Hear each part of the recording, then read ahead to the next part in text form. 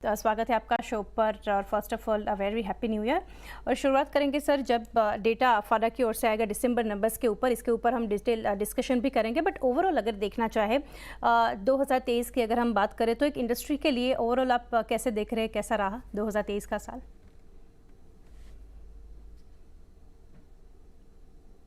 जी sir, unmute करना पड़ेगा। Sorry. First of all आपको और सभी ग्राहकों को हैप्पी न्यू ईयर। और 2023 ओवरऑल जो है ऑटो इंडस्ट्री के लिए काफी अच्छा रहा। एक तरीके से हर महीने अगर आप देखेंगे एक नया कुछ ना कुछ रिकॉर्ड क्रिएट हो रहा था, और उसी महीने अगले महीने जो है वो शायद रिकॉर्ड टूटते जा रहा था। तो पिछले साल ऑलरेडी ऑटो इंडस्ट्री काफी अच्छे नए ऊंचे आयाम पे पहुंच चुकी थी, उसके बावजूद भी जो है इस साल सब जो है एवरी सेगमेंट, अगर सेगमेंट वाइज ब्रेकअप भी करते हैं, अगर टू व्हीलर की देखते हैं तो अप्रैल से सितंबर तक का थोड़ा स्ट्रगल रहा है। पर जब से सीजन चालू हुआ, त्योहारी सीजन चालू हुआ, नवरात्र और दीपावली का, उसके बाद से और इनफैक्ट दिसंबर में भी टू व्हीलर की रिटेल जो है अच्छी चली है।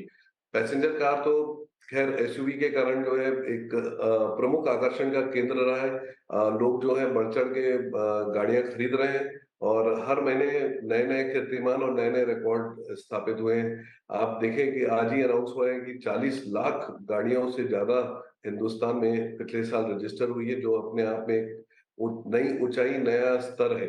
सो और एक्सपेक्टेशन है कि ये जो है ग्रोथ चलते रहेगी आगे भी, क्योंकि अभी भी डीलरों के पास कुछ गाड़ियों की, कुछ मॉडल की बुकिंग चल रही है।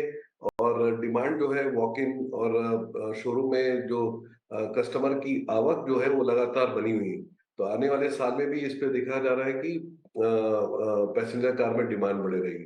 थ्री व्हीलर भी अगर आप देखते हैं, मतलब इतनी बढ़िया, मतलब इलेक्ट्रिक थ्री व्हीलर जब से आई है तो एक रेवोल्यूशन टाइप का आ गया इस इंडस्ट्री में, और बहुत से ग्राहकों ने थ्री व्हीलर को ऑप्ट किया है, और एक रोजगार का बहुत अच्छा माध्यम भी है। पोस्ट कोविड जो है एक बाजार में जो लैक ऑफ जॉब अपॉर्चुनिटी थी, या लोग जो माइग्रेट किए थे वापस अपने गांवों में, उनके लिए बहुत अच्छी ये मतलब उनके काम करने के लिए बहुत अच्छा उपक्रम ये।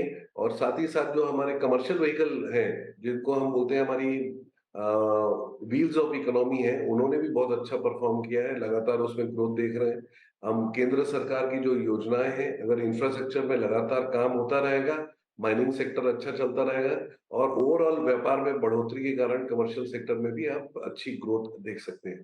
तो ओवरऑल काफी अच्छा रहा है दिसंबर माह भी, और साथ ही साथ पूरा साल 2023। डेफिनेटली। वैसे तो सर सेगमेंट के बारे में भी आपने काफ़ी बताया, बट पिछले महीना सर आप जब हमारे साथ जुड़े थे नवंबर सेल्स को लेकर, तो अगर दिसंबर से कंपेयर करें तो ऑब्वियसली एक फेस्टिव डिमांड की जो असर थी नवंबर में हम देखेंगे, तो उसके कंपेयर दिसंबर में वो डेटा या फिर वो असर हम नहीं देख पाएंगे। तो ओवरऑल लास्ट मंथ जो है नवंबर की अगर बात करें तो रिकॉर्ड नंबर्स भी हमने देखे थे। तो इस कंपेरिजन को आप कैसे देखेंगे, क्योंकि वो फेस्टिव डिमांड ऑब्वियसली जो नवंबर में दिखी थी वो दिसंबर में नहीं दिखेगी हमें? नहीं, देखिए, अगर आप देखेंगे, हमने बताया था पेड अप स्टॉक्स काफी चल रहे थे डीलरों के पास, स्पेशली पैसेंजर कार में 62 से 64 दिन का पेड अप स्टॉक है। जब डीलरों के पास स्टॉक ज्यादा रहता है तो स्कीम्स जो है काफी अच्छी आती हैं, वो रोल आउट ज्यादा अच्छी होती है, तो ग्राहक का रुझान जो है गाड़ियों के प्रति और बढ़ जाता है। हम इंडियन कंज्यूमर है, थोड़ा सा डिस्काउंट और स्कीम मिलता है तो हमको आकर्षण ज्यादा रहता है। तो इसलिए जो है अक्रॉस मॉडल देखेंगे, वेदर टू व्हीलर में आप टू व्हीलर देख लिए, पैसेंजर कार में भी एंट्री लेवल से लेके एसयूवी सब में स्कीम्स आई थी। तो इसके कारण जो है काफी, और अवेलेबिलिटी भी थी, गाड़ियों की अवेलेबिलिटी भी अवेलेबल थी, तो उसके कारण काफी अच्छा रुझान रहा। और मुझे लास्ट, मैं नहीं बोलूंगा कि ऑल टाइम हाई जाएगा, मेरे ख्याल से 2020 हमारा बहुत अच्छा गया था दिसंबर, पर उसके आसपास जो है हम करीब लैंड करेंगे, उसमें कोई डाउट नहीं। ओके, तो डेफिनेटली। और सर इसी मुद्दे के ऊपर मैं आगे थोड़ा समझना चाहूँगी, जो वेटिंग पीरियड है, काफ़ी व्यूअर्स भी समझना चाहेंगे इस चीज़ को लेकर। जो अवेलेबिलिटी के ऊपर आपने बात किया, जो डिमांड है उसके सामने अगर वेटिंग पीरियड देखें, जो इन डिमांड कार्स है या फिर कोई व्हीकल्स है, वो आप कैसा देख रहे हैं, अभी कैसा माहौल है? देखिए, पिछले साल तो हमने बड़ा डिसअपॉइंटिंग था डीलर्स के लिए। ग्राहक आते थे, हम उनको गाड़ी नहीं दे पा रहे थे, और वेटिंग पीरियड 2-2 साल तक पहुंच गया था, जो एक ग्राहक को डिसअपॉइंट करना डीलरों के लिए थोड़ा मुश्किल रहता है। बट इस साल जो है सप्लाई चेन में काफी इंप्रूवमेंट आया है, सेमीकंडक्टर की अवेलेबिलिटी में बहुत जबरदस्त इंप्रूवमेंट आया है।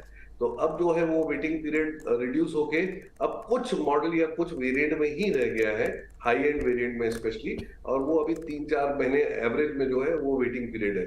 तो गाड़ियों की बेहतर अवेलेबिलिटी के कारण हम ग्राहकों की डिमांड को एड्रेस कर पाए थे, उनको गाड़ी उपलब्ध करा पाए थे, गाड़ी देख पाए थे।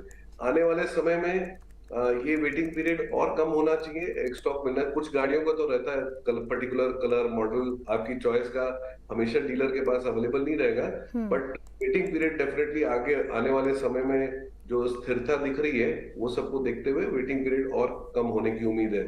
आने वाले समय में अब काफी सारे ओईएम्स जो है अपनी मैन्युफैक्चरिंग कैपेसिटी भी बढ़ा रहे हैं। अभी जैसे महिंद्रा मारुति ने कुछ कुछ वैल्यू एडिशन किया है, कैपेसिटीज बढ़ाया है, हुंडई बढ़ा रही है, टोयोटा अपना नया प्लांट लेकर आ रहे हैं। तो ये सबसे वेटिंग पीरियड में और डेफिनेटली कमी आएगी और ग्राहकों को अपनी चॉइस के मॉडल्स जो है एक शोरूम मिलने की पॉसिबिलिटी दिखती है। ओके, डेफिनेटली तो एक व्यू इसके ऊपर जो है वेटिंग पीरियड को लेकर बन रहा है।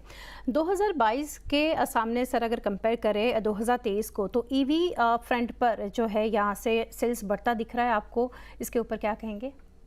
देखिए, आज ईवी के पेनिट्रेशन को लीड कर रही है थ्री व्हीलर इंडस्ट्री। हम्म। वहाँ पर 55 से 60% तक पेनिट्रेशन पहुंच चुका है और लोग समझ चुके हैं कि इलेक्ट्रिक व्हीकल और आइस व्हीकल में क्या एडवांटेज डिसएडवांटेज है।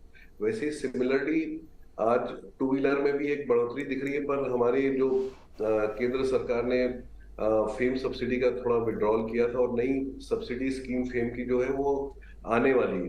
तो ये सबके लिए अब कोई भी नया नया प्रोडक्ट नई टेक्नोलॉजी आती है तो इनिशियल में उसको सपोर्ट लगता है उसको एस्टैब्लिश करने के लिए। वो जो केंद्र सरकार बहुत अच्छा काम कर रही है, अलग अलग लेवल पे अलग अलग टाइप की सब्सिडी देकर थ्री व्हीलर को एस्टैब्लिश करने की कोशिश कर रही है। तो अगर ऐसा ही अच्छी स्कीम फेम में आती है तो ये जल्दी पेनिट्रेशन इसका बढ़ेगा। आज टू व्हीलर इंडस्ट्री में भी अगर आप देखेंगे, ग्राहक अगर गाड़ी खरीदने टू व्हीलर खरीदने आ रहा है तो वो जरूर 101% इलेक्ट्रिक को भी कंसिडर कर रहा है और आइस को भी कंसिडर कर रहा है और देखता है कि उसको क्या कौन सी गाड़ी जो है ज्यादा बेनिफिशियल है, अकॉर्डिंगली परचेज कर रहा है। आज 5% का टू व्हीलर में पेनिट्रेशन है और कारों में 1.5 से 2% का पेनिट्रेशन है। हमारे कई सारे कंपनीज जो हैं अपने कई नए मॉडल्स जो हैं तैयार कर रहे हैं। आने वाले 1-2 साल में ये सब गाड़ियां बाजार में आएंगी। अभी हमने रिसेंटली देखा है कुछ कंपनियों ने जो प्लान किए थे, आगे की प्लानिंग जो थी उन्होंने प्रीपोन भी किया अपने लॉन्चेस। तो उससे भी जो है गाड़ियों ज्यादा मॉडल रहता है तो कस्टमर के पास चॉइस रहती है और अवेलेबिलिटी से मतलब कस्टमर का कॉन्फिडेंस बढ़ता है। तो ये सब चीजें रहेंगी। अब लीजिंग की काफी बातें हो रही है इलेक्ट्रिक व्हीकल में। ये सब सुविधा भी कस्टमर को ग्राहक को मिलेगी तो ये पेनिट्रेशन बढ़ने में बिल्कुल फास्ट होगा। इसका पेनिट्रेशन एक्सेप्टेबिलिटी फास्ट होगी। अच्छा रुझान है। आने वाले 2-3 समय में इलेक्ट्रिक व्हीकल का ओवरऑल इंडस्ट्री में आप 15 से 20% का पेनिट्रेशन कंफर्टेबली टू व्हीलर और पैसेंजर कार में देख सकते हैं। जी, डेफिनेटली काफ़ी डिटेल से सर आपने इस मुद्दे को समझाया। अभी सर ये साल के लिए 2024 एक ओवरऑल सेक्टर के आउटलुक के बारे में अगर आपका व्यू ले तो एक सेगमेंट वाइज सबसे पहले मैं शुरू करना चाहूँगी, टू व्हीलर का कंट्रीब्यूशन है या फिर ग्रोथ आउटलुक को लेकर, डिमांड को लेकर आप क्या यहाँ से आशा रख रहे हैं? जी, टू व्हीलर में देखिए थोड़ा सा स्ट्रगल रहा है, डीलर काफी स्ट्रगल किए। पहला हाफ तो बहुत स्ट्रगल रहा। अभी 3 महीना काफी अच्छे से गुजरा है। टू व्हीलर जो है मार्केट 70% ड्राइव होता है रूरल मार्केट से, और रूरल मार्केट हमारा पहले हाफ में थोड़ा स्ट्रगल किया था। अच्छी किसानी अच्छी उपज के कारण जो है रूरल मार्केट में काफी अभी फंड फ्लो बढ़ा है। सरकारों ने, केंद्र सरकार ने एमएसपी भी बढ़ाया है। एमएसपी बढ़ने से किसान के हाथ में पैसा आ रहा है तो उसके कारण रूरल इकोनॉमी में थोड़ी एक तेजी देखने को मिल रही है।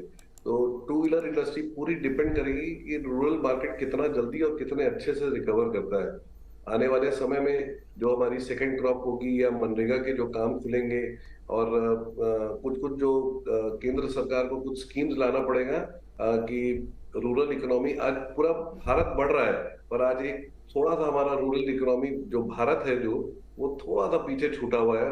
बाकी अर्बन इकोनॉमी और वहां पर बहुत तेजी और बहुत ग्रोथ दिख रही है, पर रूरल इकोनॉमी कंपैरेटिवली उतना पार्टिसिपेट नहीं कर पा रहा है अपनी ग्रोथ में।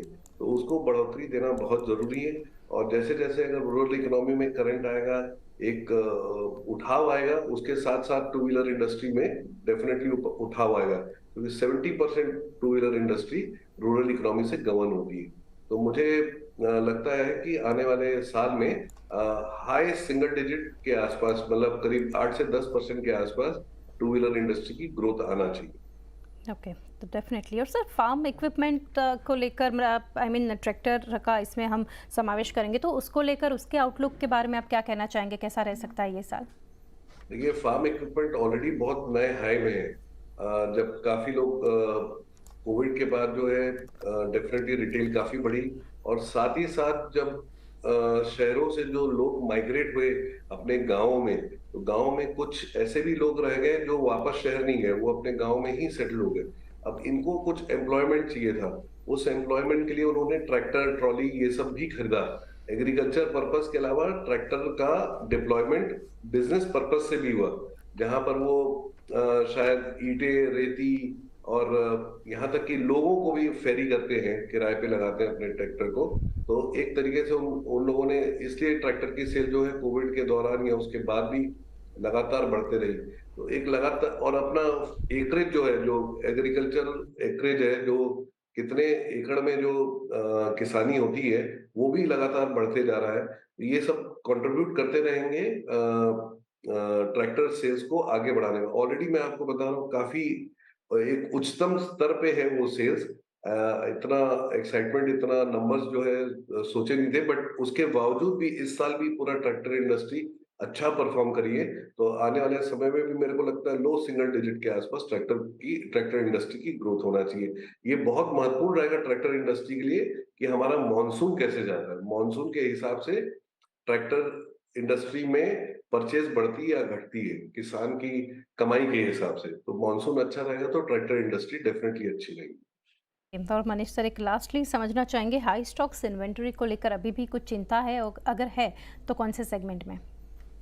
पेड अप स्टॉक की बात कर रहे हैं आप? जी सर। हाँ, सबसे ज्यादा चिंता पैसेंजर कार सेगमेंट में ही है। इस महीने डेफिनेटली ऐसा देख रहे हैं हम, जिस हिसाब से होलसेल और रिटेल दिख रही है, 5-7 दिन का करेक्शन आएगा। पर भी पेड अप स्टॉक जो है अभी भी 55-57 डेज के आसपास है, जो बहुत हाई लेवल पे है। हम नए साल पे एंटर किए हैं, डीलरों के पास अगर 55 दिन का पेड अप स्टॉक है, तो इन स्टॉक पे जो है कंज्यूमर ज्यादा फिर डिस्काउंट एक्सपेक्ट करता है। वो बोलता है, अरे ये तो पिछले साल की गाड़ी है, आप इसमें स्कीम हमको ज्यादा दीजिए। तो डीलर को अपने जेब से या अपने मार्जिन से ज्यादा स्कीम देने की आवश्यकता पड़ती है। कंपनीज भी कुछ उसमें सपोर्ट करती है डेफिनेटली, कि स्टॉक लिक्विडेट हो जाए। पर एक आइडियल सिचुएशन जो है जहां पर बिजनेस प्रॉफिटेबल रहे, उसके लिए हम एफएडीए जो है हमारी एसोसिएशन बोलती है कि 21 दिन का पेड अप स्टॉक होना चाहिए। तो उस हिसाब से देखते हैं तो आज भी 2.5 से 3 गुना स्टॉक जो है डीलर मेंटेन कर रहे हैं। और हमको प्रॉफिटेबल बनाने के लिए, या एक बहुत कैपिटल इंटेंसिव बिजनेस है डीलरशिप, तो अगर हमारे को प्रॉफिट में रखने के लिए हम जिंदा रहेंगे, डीलर रहेंगे, तो मार्केट रहेगा, मार्केट रहेगा तो हम ग्राहक को अच्छे से अटेंड कर पाएंगे। कंपनीज को भी डीलर बनाने में काफी समय लगता है, 5-7 साल मार्केट में एस्टेब्लिश करने के लिए। तो एक प्रॉफिटेबल रखना अपनी डीलर्स को बहुत जरूरी है, कंपनीज को। उसके लिए पेड अप स्टॉक करना पैसेंजर कार में बहुत आवश्यक हो गया है। और मैं ऑटोमोबाइल कंपनीज को सही तरीके से सही कदम उठाना चाहिए कि डीलर के जो पेड अप स्टॉक जो लेवल है वो एक कंफर्टेबल स्तर पे आ जाए, ताकि वो भी खुश रहे और ग्राहक भी खुश रहे और ओईएम भी खुश रहे। जी डेफिनेटली मनीष सर, काफ़ी डिटेल्स आपने हमारे साथ शेयर की है। थैंक यू हमारे साथ जुड़ने के लिए। Thank you.